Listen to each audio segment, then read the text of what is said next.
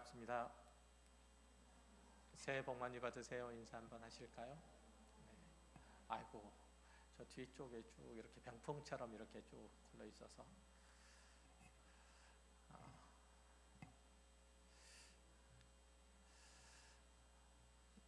감사합니다.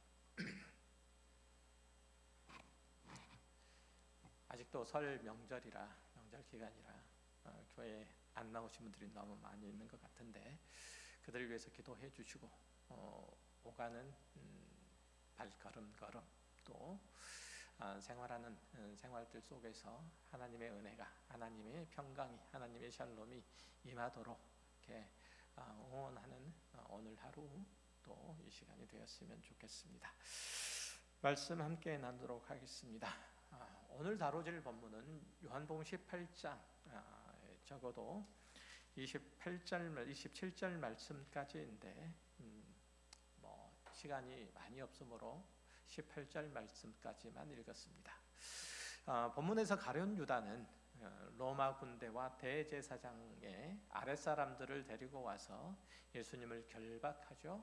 그리고 안나스에게, 그리고 다시 그 해의 대제사장인 가야바에게까지 끌고 가요. 그동안에 베드로와 다른 제자 한 사람, 아마도 그는 사도 요한이라고 여겨지는데, 여하튼 이 두 사람은 이들 뒤로 따라서 대제사장의 뜰까지 가는데, 베드로는 차마 그 뜰 안으로 들어가지 못하고 문 앞에서 서성이고 있죠. 다른 복음서에 보면 베드로는 대제사장의 하속에게 너도 예수의 제자가 아니냐라는 실문을 받죠. 그러자 베드로는 연거푸 3번이나 나는 그 사람을 알지 못합니다 라고 발뺌을 하다가 예수님께서 닭 울기 전에 3번 나를 부인하리라 라는 말씀이 생각나서 밖에 나가서 심히 통곡했다라는 묘사가 되어 있습니다. 하지만 요한복음 기록에서는 그런 내용들이 다 빠져 있고 단순히 베드로가 예수님을 부인하자 닭이 울었다라고 간략하게 기록되어 있습니다. 지난 시간에 확인했던 것처럼 예수님이 이 땅에 오셔서 33년을 사시고 특히 마지막 3년간의 공생의 기간에 사람들 앞에서 나서서 여러 가지 권능들을 행하시고 하나님의 나라의 복음들을 전파하셨죠. 유대인들은 그가 성경에 약속하고 있는 메시아일지도 모른다는 생각에 줄곧 예수를 따랐고 그 맨 앞에는 유대인들의 예수님의 12제자가 있었죠. 그러나 그들은 끝까지 예수님께서 우리를 죄와 사망 가운데서 건지시려면, 우리를 대속하기 위해서는 십자가를 지셔야 한다는 사실을 받아들이지 않았거나 고의로 외면하기도 했던 거죠. 베드로는 예수님의 순환을 위해서 순환에 대한 예고를 듣자 그 일들이 결코 주님께 임하지 않도록 제가 막겠습니다 라고 다짐을 했지만 결국은 그는 3번이나 주님을 부인하고 말았죠. 이렇듯 베드로는 하나님의 진리와 생명에 대한 인간의 무지 그리고 인간의 무능함을 단적으로 보여주는 한 사람으로 적어도 요한복음에서는 등장을 합니다. 또 오늘 본문에 보면 인간의 부패한 본성에 또한 주목을 하고 있는데 그 대표적인 인물로 대제사장 안나스와 가야바를 통해서 이 사실들을 낱낱이 고백을 해줍니다. 이스라엘의 종교적인 전통과 사회 조직 안에서 가장 많은 원한이 있고 그래서 또 가장 많은 책임이 있는 자는 대제사장과 서기관과 바리새인들이에요. 그런데 이들이 예수님의 하나님의 아들됨을 부인했을 뿐만 아니라 예수님께서 그리스도로서의 활동을 하는 데 있어서 그 행보에 있어서도 방해가 되었다고 그렇게 성경은 노상 기록하고 있죠.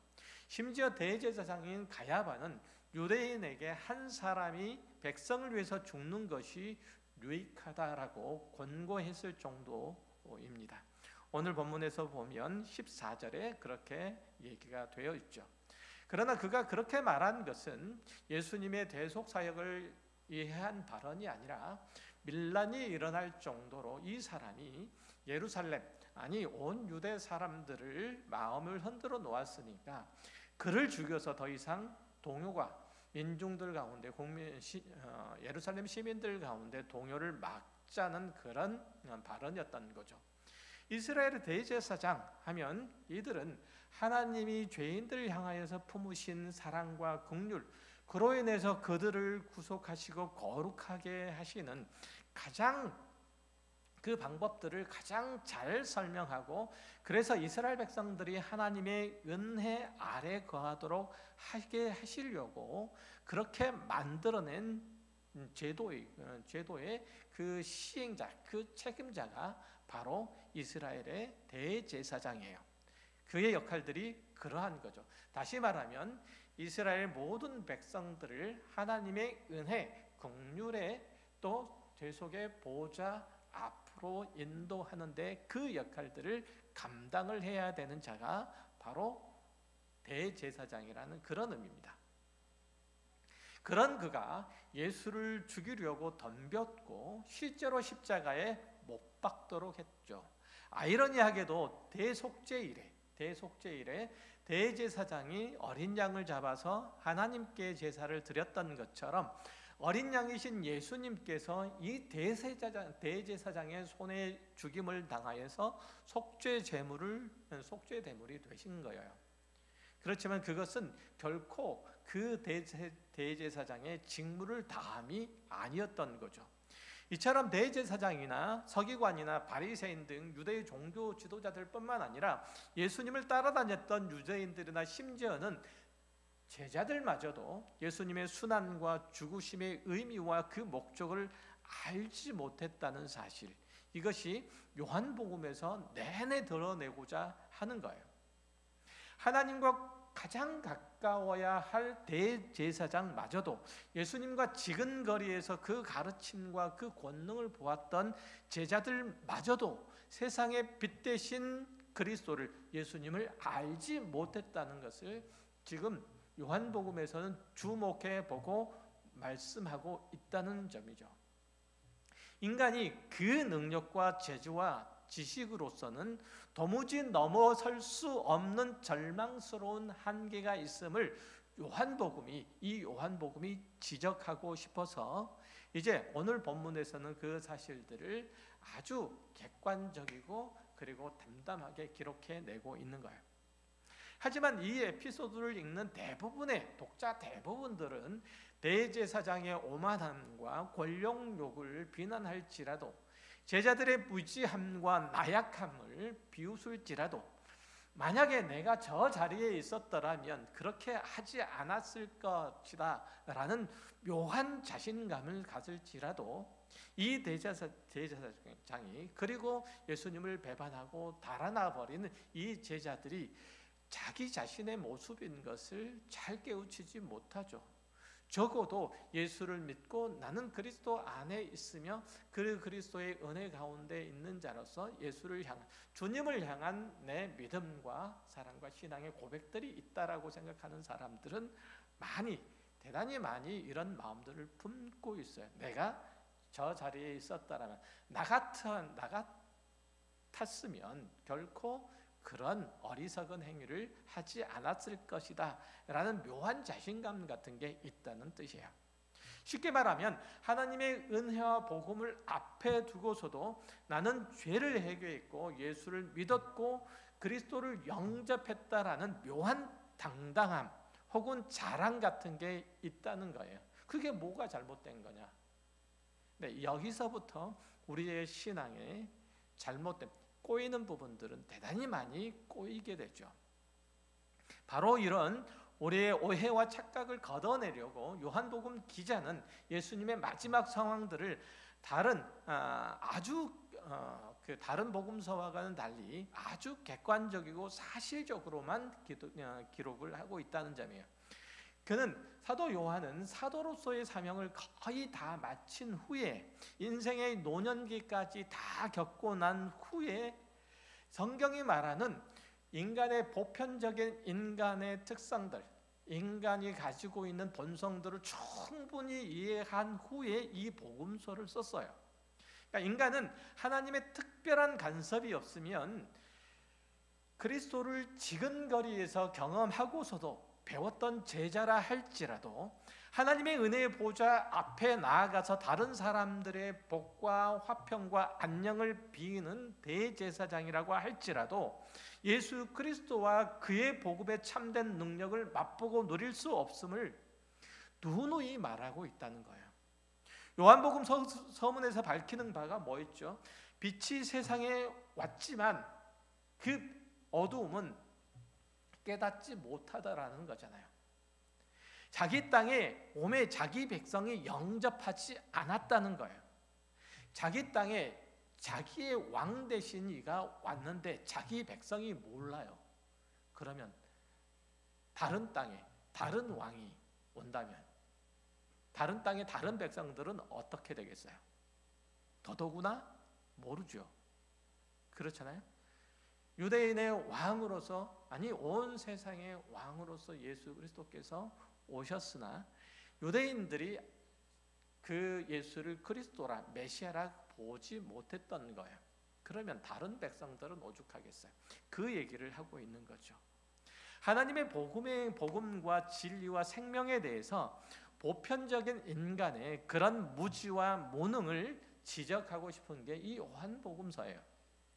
성경에는 이러한 견지의 가르침들이 사실 요한복음뿐만 아니라 대단히 많이 있어요. 특별히 로마서에 보면 그런 내용들이 줄곧 그런 논지에 사실은 신학적인 논술들이 기록되어 있는데, 이제 로마서 7장을 한번 볼게요. 18절 이하의 말씀을 제가 읽어드릴게요.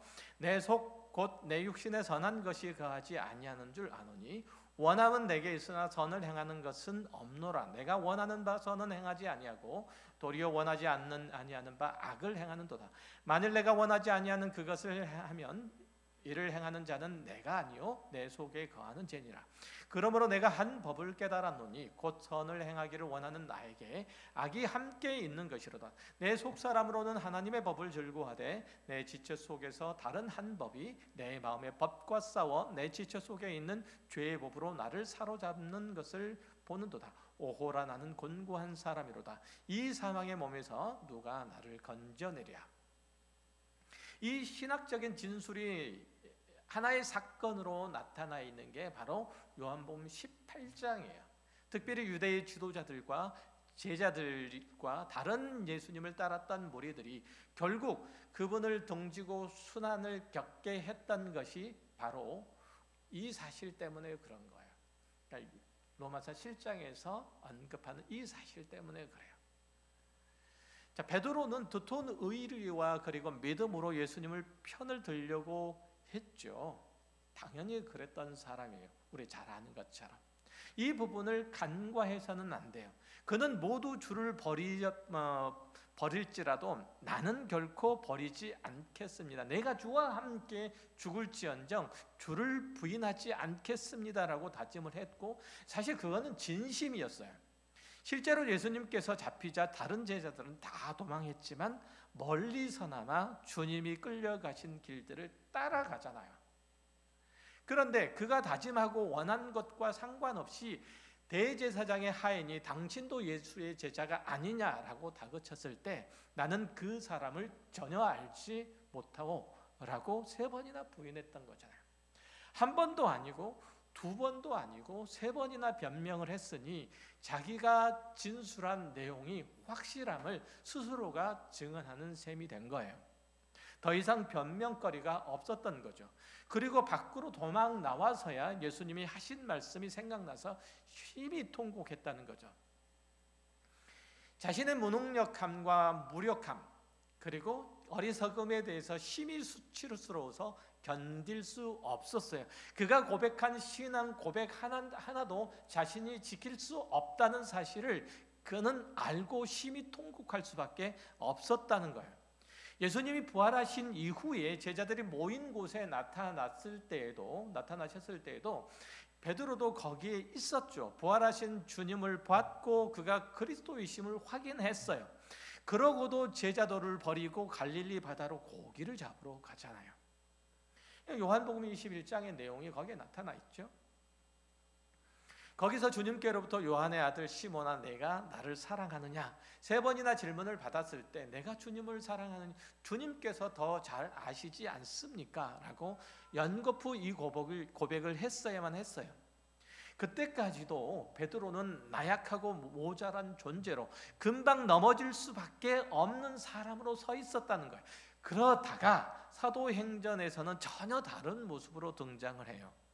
그는 대제사장에 끌려가서 실컷 얻어맞고도 주의 이름으로 능욕받는 일들에 대해서 합당한 자로 여기셨다는 것, 하나님께서 그렇게 자신을 사용하여 주셨다는 사실에 대해서 기뻐하잖아요. 노래하면서 그 성전을 떠나가잖아요. 제자로서 베드로의 결심은 대단했지만 그것을 결코 그는 오랫동안 지켜내지 못했어요. 왜 그랬을까요? 우리의 신앙도 마찬가지예요. 우리는 이렇게 주일에 와서 하나님의 말씀을 들으면 여러 각오와 결단을 하게 돼요. 하지만 그 다음 주에 예배당에 앉아서 하는 기도는 뭐냐면 내가 주님의 말씀을 따라 살지 못했습니다. 믿음의 결단을 한 것을 지켜내지 못했습니다. 이런 회개 기도를 먼저 하잖아요. 이게 먼저 나오잖아요. 내가 주님 앞에 면목 없습니다 라는 얘기잖아요. 마치 녹음기를 틀어놓듯이 수십 년 거의 똑같아요. 우리의 신앙이 승리한 것보다 실패한 경험이 훨씬 더 많아서 우리는 늘 부끄러워요. 아까 로마서 7장에서 오호라 나는 곤고한 사람이라도 이 사망의 몸에서 누가 나를 건져냈으면 좋겠습니다라고 그렇게 고백한 것이 불신자의 고백일까요? 아니면 신자의 고백일까요? 이 논쟁들이 사실은 신학계에 내에서도 지금까지 있어요. 여러 범주에서 어쨌든 저희가 생각할 때는 불신자는 말할 것도 없고 저를 포함한 모든 그리스도인들이 이 범주에서 벗어나지 못했으리라고 생각해요. 이 경계에서 늘 왔다 갔다 해요. 신자는 이 문제에 대한 분명한 해답을 가지고 있어요. 그러면서도 끌려가고 불신자는 해답이 없어서 끌려가요. 사도 바울이 성도의 신앙생활의 무책임함을 회피하려고 하거나 아니면 조장하려고 이 진술을 하는 게 아니에요. 진심으로 선을 행하고자 하는 마음은 있지만 막상 그 선을 행하려고 하면 늘 걸려 넘어진다는 무력감의 표현이에요. 사람은 원하는 바 그 마음의 소원은 꼭 있죠. 사람의 마음들이 다 그렇잖아요. 예수를 믿는 것뿐만 아니라 다른 모든 일에서도 마찬가지잖아요. 정말 오늘 하고 싶은 것이나 먹고 싶은 것이 있으면 먹어야 되고 해야 되잖아요. 제 아내는 큰아이를 임신했을 때 햄버거 못 먹었던 일들을 그 조그마한 일들을 아직도 기억하고 있대요. 원하는 것은 절대로 안 놓친다는 거예요.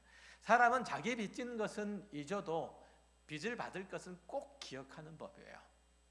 사도 바울은 내가 하고 싶었는데 못했다라는 정도의 아쉬움을 표현하는 것이 아니라 그 책임을 회피하려고 이 진술을 하고 있는 것이 아니라 인간이 자기 삶의 실제 주인 노릇을 못하더라 이 말을 하고 싶은 거예요.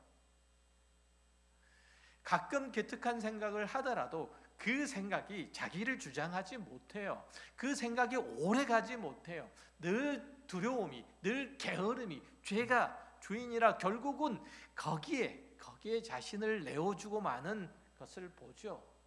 우리가 연초에 올해는 무슨 일들이 있더라도 성경을 일독을 하겠다. 하루에 3장, 주중에는 한 5장, 주말에는 한 3장 이렇게 읽겠다. 올해는 꼭 새벽 기도를 나오겠다. 이렇게 다짐하고서도 지금 2월 됐잖아요. 연초에 다짐하셨던 분 생각을 해보세요. 그 다짐이 한 달이 지속되었는지, 한 달 못 가서 다 무너지고 말잖아요. 적어도 매일 성경 한 장이라도 읽겠다. 이 작은 약속, 하나님과 자신 앞에서 맺었던 이 작은 약속 하나도 잘 지키지 못해요. 이런 경험들이 하도 많아가지고 이제는 그런 기특한 계획조차도 안 세우잖아요. 아유, 뭐 어차피 세워봤자 안 지킬 텐데 라고 하고 말잖아요. 19절에서 내가 원하는 바 선은 행하지 아니하고 도리어 원하지 아니하는 바 악은 행하도다 라고 고백하는 것이 괜한 소리가 아니에요. 내가 원하는 것을 못한다. 내 주인인 죄와 악이 시키는 대로 할 뿐이다. 인간은 죄의 노이다. 베드로가 주를 사랑하고 주님께 고백했던 신앙이 이 신앙을 스스로가 지켜낼 수 없었다는 것을 지금 말씀을 드리는 거예요. 그가 그 신앙을 지켜낼 마음들이 있었어요. 그 진심들이 있었어요. 다른 제자들이 다 놀라 도망칠 준비를 하고 있을 때에도 베드로만 칼을 빼들고 주님을 지키려고 했잖아요. 베드로만 두려워하면서도 주님 뒤를 따라왔던 의리의 사람이었어요. 그러나 결정적인 순간에 주님을 배반하고 저주하잖아요. 이것이 요한복음에서 얘기하고자 하는 성도의 나약한 모습이에요. 우리의 나약한 모습이라는 거죠. 우리가 그처럼 죄 아래에 있는 사람이에요. 죄의 영향력 가운데 있는 사람이라고 하는 거예요. 선을 행하기를 원하는 나에게 악이 함께 있는 거예요. 내가 하나님의 법을 즐거워하지만 결국은 죄의 법에 사로잡혀 가고 만다는 거예요. 내가 아무리 선한 생각을 하고 덕을 세우려고 애를 쓰고 열심을 내더라도 결국은 내 마음은 죄의 명령을 따르고 마는 것.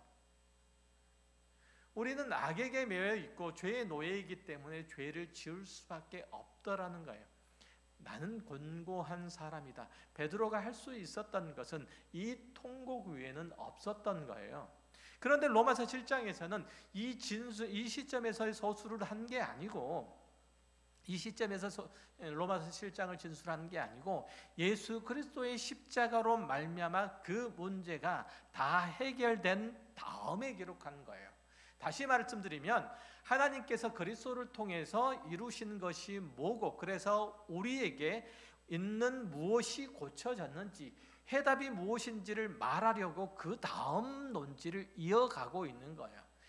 그러니까 로마서 7장 24절에서 끝난 게 아니고 25절에 보면 우리 주 예수 그리스도로 말미암아 하나님께 감사하리로다. 그런즉 내 자신이 마음으로는 하나님의 법을, 육신으로는 죄의 법을 섬기노라. 앞에 있는 오호라 나는 곤고한 사람이로다 라고 한탄하는 사람이, 이 사람이 해답으로 가지고 있는 것이 마음으로는 하나님의 법을, 육신으로는 죄의 법을 섬긴다는 거죠. 다소 우연한 반응이잖아요. 오호라 나는 곤고한 사람이로다. 이 탄식은 내가 선을 요구하고 또한 도모하고 의를 사모한다고 할지라도 그것을 이룰 수 있는 능력과 힘이 없다는 현실 인식에서 나온 것이기 때문이에요. 나는 나의 주인이 아니라서 아무리 선한 것을, 의로운 것을 사모한다고 할지라도 결국은 내가 죄와 악의 그 굴레에서 영영 벗어날 수가 없어서 거기에 영향을 받고 있어서 악한 일을 할 수밖에 없고, 그래서 우리는 매번 넘어진다고 그렇게 말하고 있는 거예요. 그러나 예수 그리스도로 말미암아 하나님께서 이 지긋지긋한 죄의 굴레를 벗기셨다는 거예요. 그래서 25절에 하나님께 감사합니다라고 하고서 내 마음으로는 하나님의 법을, 육신으로는 죄의 법을 섬긴다라고 곤고한 사람 그 상태의 답변을 그대로 내놓는 거예요. 이해되고 계세요? 잘 들으세요. 우리들의 현재의 상태를 말하고 있는 거니까. 그래서 이 사람은 결국 아무것도 이루지 못한 상태에서 하나님 앞에 감사하다라고 그렇게 얘기를 하고 있는. 여태까지 보면 곤고한 사람은 자기 안에서 하나도 선한 것들에 대한 근본적인 전진을 이루지 못한 상태에 있는 거예요. 하지만 이어지는 로마서 8장 1절 2절을 보면 이 사람은 갑작스러운 방향 전환을 해요. 뭐라고 말하냐면 그러므로 그리스도 예수 안에 있는 자에게는 결코 정죄함이 없나니 이는 그리스도 예수 안에 있는 생명의 성령의 법이 죄와 사망의 법에서 너를 해방하였습니다. 앞에서 언급한 곤고한 사람, 생명의 곤고한 사람, 이 문제는 죄가 그 사람을 장악하고 있던 그 사람이었어요. 내가 선한 것을 원하느냐, 악한 것을 원하느냐, 이것을 따지기 전에 죄와 사망이 그를 장악하고 있었던 게 문제예요.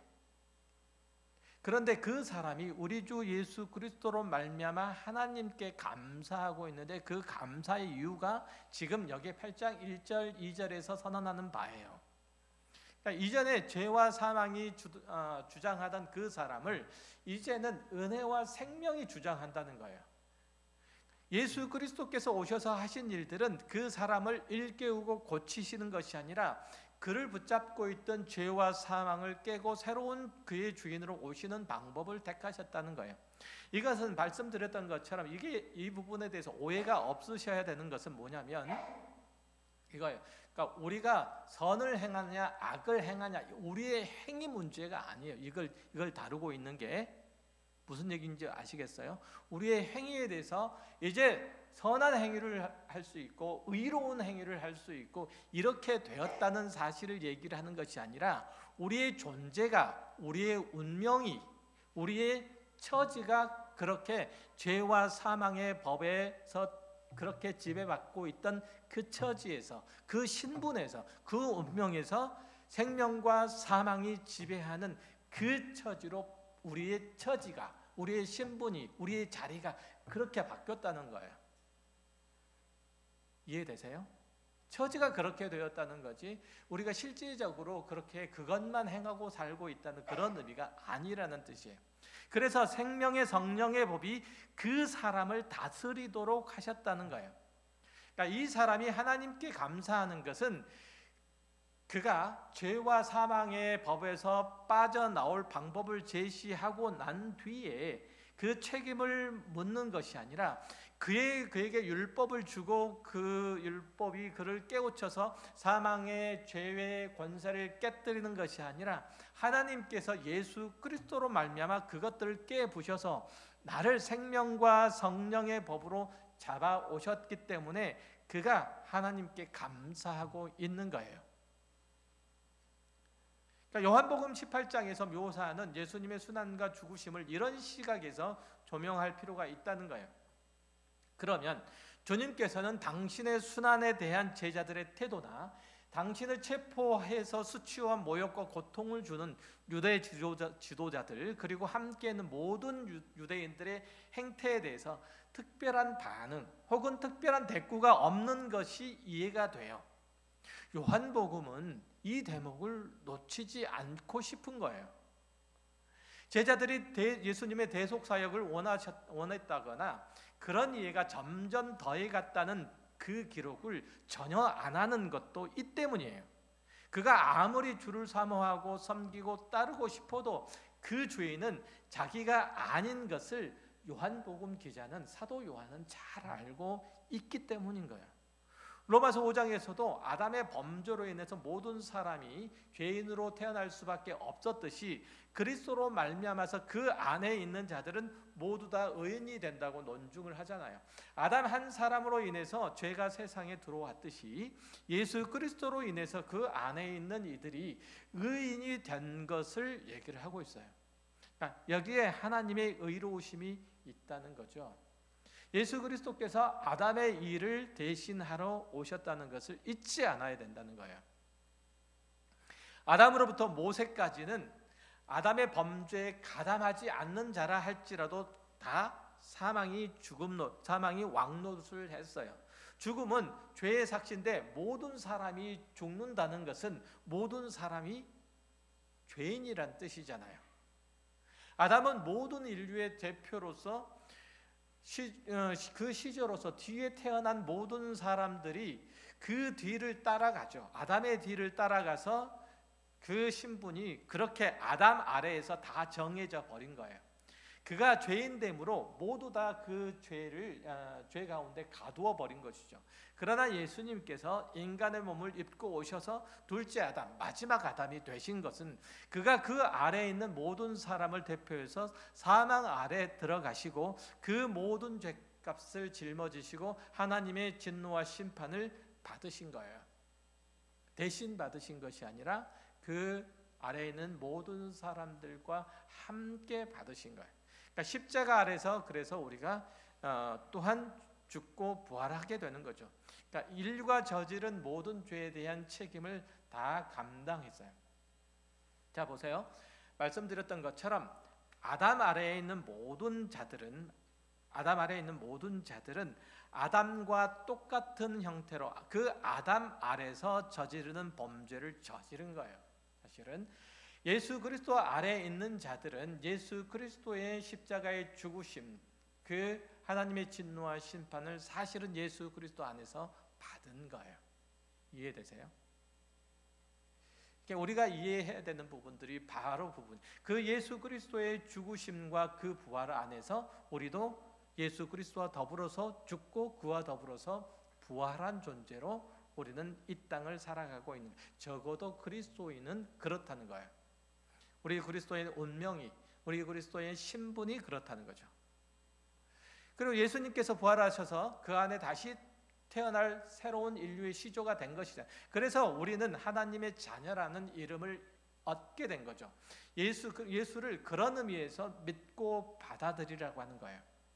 그런 의미에서 예수 그리스도 안에서 우리를 그 후손으로 불러내실 것이기 때문이라는 거죠. 그래서 아담으로 말미암아 모든 인류가 죄를 짓지 않았음에도 죄인이 된 것처럼 이제 예수 그리스도로 말미암아 그 의손이 의롭고 선하게 살지 못해도 의인이 된다. 이게 바로 복음이 나타내고 있는 바예요.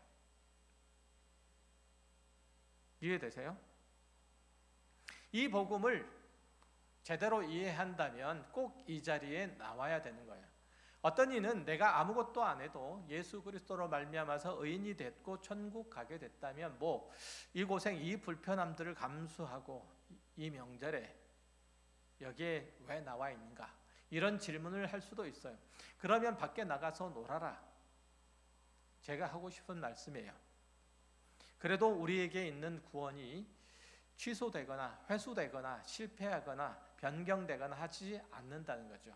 하지만 성경은 늘 얘기를 하기를 그래서 밖에 나가서 놀면 우리가 더 손해라고 얘기를 해요. 우리가 죄악에 물들고 있기 때문에 죄를 짓는 것이 더 익숙하고 재미있어 보이고 예수를 믿는 것이 따분하고 힘들어 보이잖아요. 예수를 믿는 것이 뭔지 모르면 그것만큼, 예수를 믿는 것만큼 따분한 일 없어요. 재미없는 일 없어요. 그렇잖아요. 겨우겨우 주일날 겨우겨우 숨 쉬면서 나오잖아요. 이런 우리의 마음의 도전을, 우리의 신앙 생활들의 도전을 주는 것이 바로 로마서 7장이에요. 하나님께서 예수 그리스도를 보내셔서 우리를 붙잡고 있는 죄와 사망의 그 권세에서 우리를 꺼내신 그 세력을 깨뜨린 거예요. 대제사장 가야바는 자기 주의를 지키기 위해서 하나님의 보내신 이를 죽이려는 일을 꾸미고 있어요. 그는 하나님께서 준비한 대속 제물을 통해서 어떻게 그 구원을 이루어 가시는지를 나타내는 그런 직분을 가졌음에도 불구하고 그가 할 수 있는 일은 로마 총독 빌라도에게 예수님을 사형시키라고 청하는 것 외에는 없었다는 사실이에요. 그가 모임에도 불구하고, 하나님의 제사장임에도 불구하고 그가 못된 놈이다라고 말씀드리는 게 아니에요. 베드로는 목숨을 각오하고 예수님을 지키겠나라고 장담했지만 대제사장 하인의 실문 한마디에 그 결심은 무너지고 말잖아요. 요한복음 18장은 이 두 사람을 이렇게 중첩시킴으로써 인간의 생명과 진리에 대한 무지와 무능, 하나님과 하나님의 의로우심과 선하심에 대한 인간의 무능을 여실히 드러내고 있는 거예요. 물론 완악함이나 불신앙은 우리를 늘 넘어지게 하는 요소죠. 하지만 그것보다 더 근본적인 문제는 누가 우리를 붙잡고 있느냐에 있는 거예요. 우리는 죄와 사망의 세력에서 벗어나 그리스도의 손에 붙잡혀 있는 자라는 사실이에요.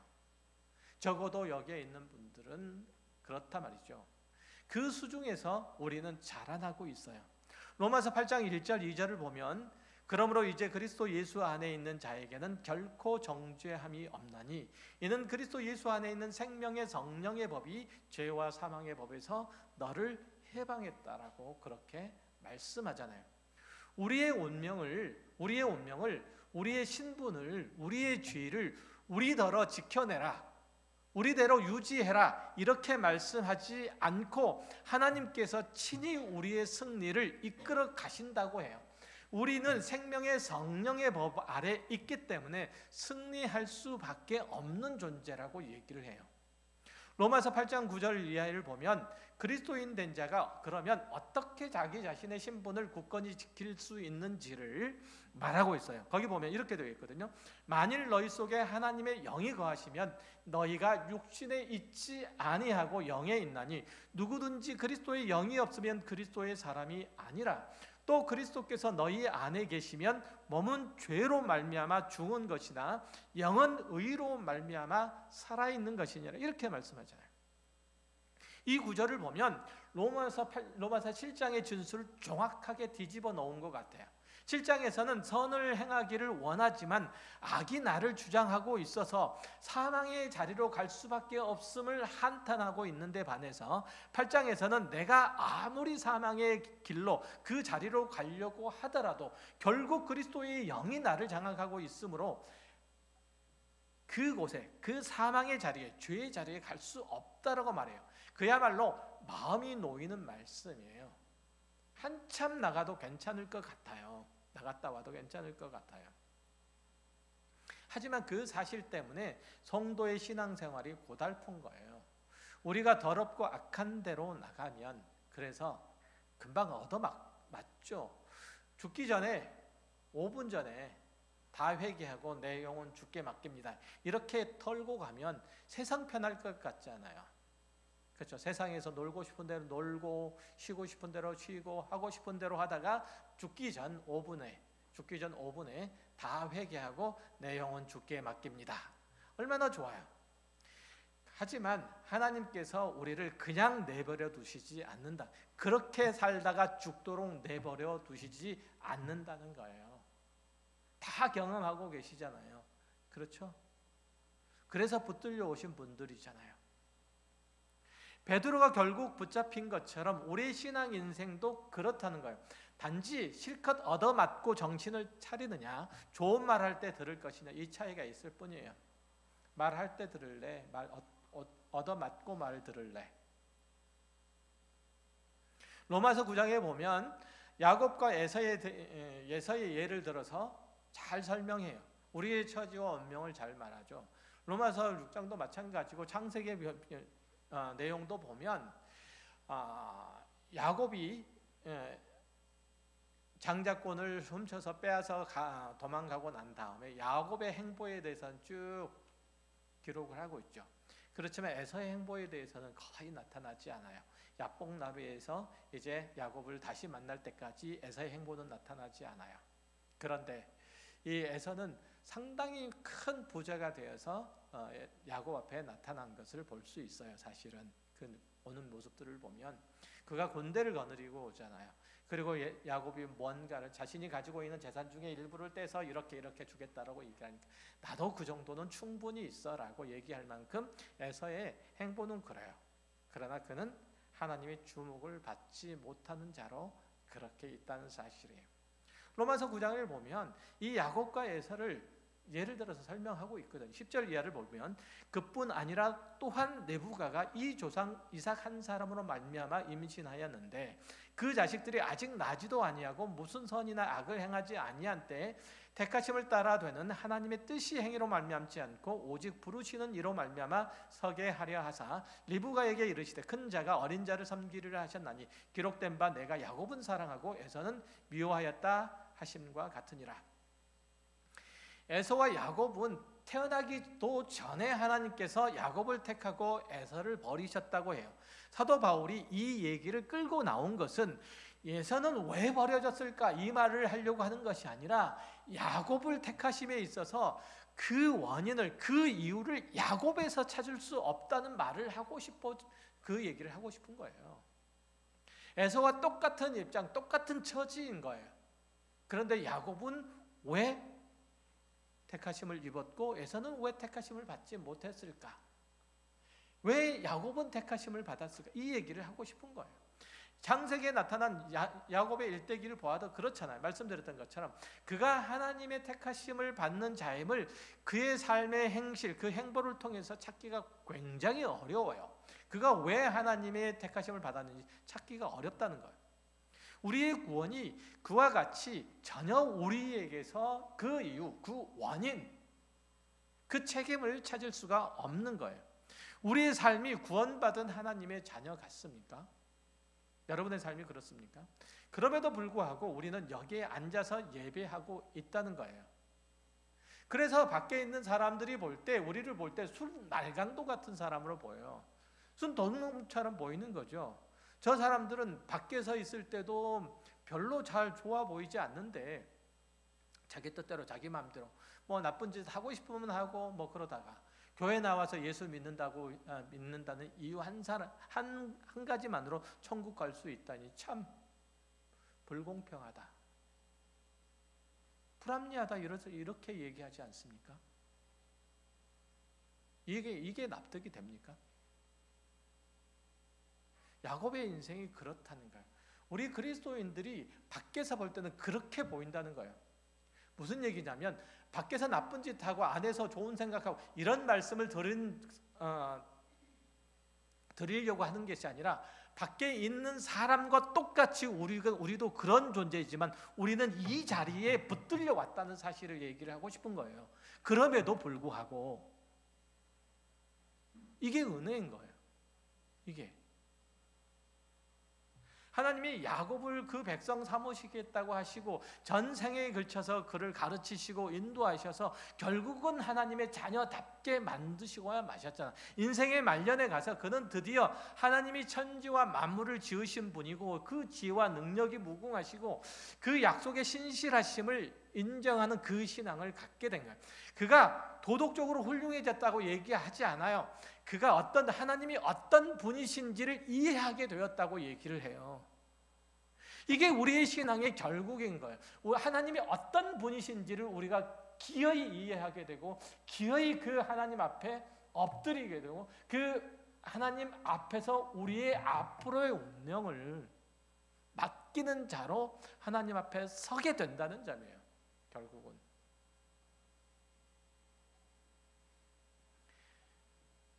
그게 뭐 대단한 일인가? 뭐 나도 그 정도의 신앙은 있을 때 이렇게 하실 수도 있죠. 그렇지 않아. 모든 삶의 정황에서 인정하고 믿음이 흔들리지 않는 것은 마치 복음서와 사도행전의 베드로가 다른 것처럼 그렇게 달라요. 내가 회개하고 예수를 믿어서 구원을 얻은 것도 아니고 내가 열심을 내서 구원을 얻은 것도 아니, 하나님께서 우리를 불쌍히 여기시고 그 자녀로 부르셔서 회개하게 됐고 또 예수를 믿게 됐고 열심을 내게 된 거예요. 그 모든 결과는 하나님께서 계획하시고 뜻하심 안에 있었던 거예요. 요한은 베드로처럼 3번이나 주님을 부인하지 않았어요. 그리고 예수님을 십자가의 형벌을 당하시는 바로 밑까지 턱 밑에까지 따라갔잖아요. 주님께서는 요한에게 육신의 어머니를 부탁한다고 그렇게 말하잖아요. 보라, 내 어머니라. 그때부터 제자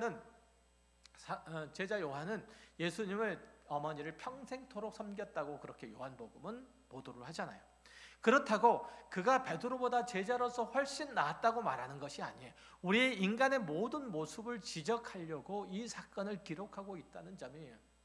베드로가 얼마나 어리석고 무능하고 나약한지를 말하려고 하는 것이 아니라 예수 그리스도의 십자가의 순환에 대해서 인간이 얼마나 무지하고 무신경하고 무능한지를 드러내고자 하는 거예요. 밖에 있는 사람들이 무신경해 보이잖아요. 무능해 보이잖아요. 참 안타깝고 답답하잖아요. 우리도 그랬던 자들이에요. 우리도. 이걸 드러내고 싶은 거예요. 이에 대한 어떤 도움도 요청할 수 없고 스스로 헤쳐갈 수 있는 그런 능력도 없는 존재인데, 그럼에도 불구하고 이 자리에 나오게 됐다는 사실을 끊임없이 얘기를 하고 싶은 거예요. 하지만 주님께서는 이렇게 죄와 사망의 권세를 깨뜨리심으로써 우리가 죄의 형벌과 저주 아래 건짐을 받았을 뿐더러 하나님의 자녀라는 이름을 얻을 수 있게 되었다고 성경은 늘 말하고 싶은 거예요. 여러분이 선 자리가 여러분의 능력에 의한 것이 아니라 예수 그리스도로 말미암은 것임을 늘 이해해야 돼요. 그럴 때 우리의 신앙이 비로소 하나님 앞에 설 수 있게 돼요. 그리고 사람 앞에 설 수 있게 돼요. 어떤 자세로?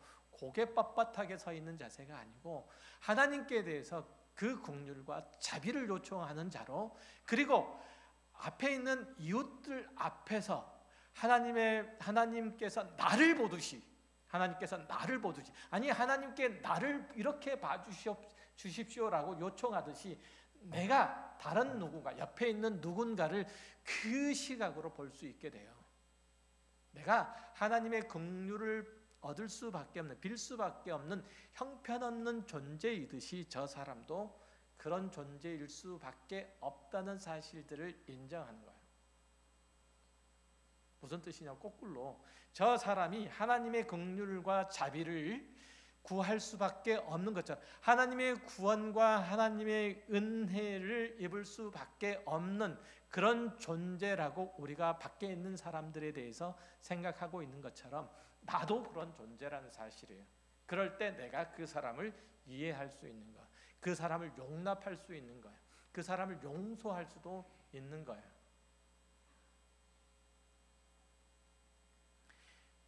그래서 우리 주 예수 그리스도로 말미암아 하나님 아버지께 감사하리로다 라고 고백이 터져 나올 수밖에 없는 거예요. 이게 성경에서 얘기하고 있는 그 끝이에요. 한번 보실래요? 성경이 어떻게 끝나는지. 요한계시록 22장, 오늘 본문에 없으니까